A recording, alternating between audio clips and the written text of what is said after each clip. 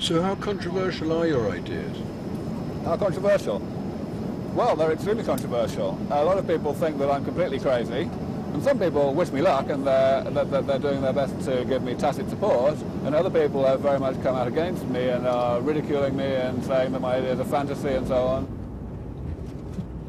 In Tucson, on the way to the hotel, we got a chance to try out Aubrey's controversial ideas on the taxi driver. But you've got a man in the back of your cab who believes that it might be possible to live indefinitely, maybe 500 or 1,000 years. Does that seem crazy to you? Or? It sounds very far-fetched.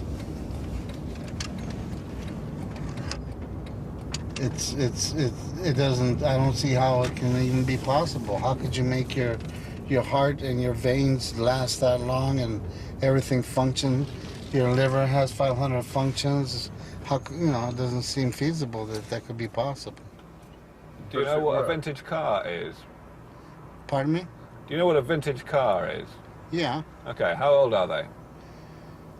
Oh, 100 years. Okay, how old were 50. they? Okay, so how old were they built to survive? How long were they built to survive? Well, they replace parts in them. Right. You can do that in principle with a machine like the human body. The parts are much, much smaller, but you can still do it. How could you stop the aging process of your skin and It's all about replacing parts, really, but at the really low microscopic level. So, of course, you don't replace, like, the whole of the liver or the whole of the brain in one go. You just replace one gene or one bit of a cell or something like that at a time. But it is, in principle, just the same as replacing the parts of a car when they need to be replaced. That's why it's not so far-fetched.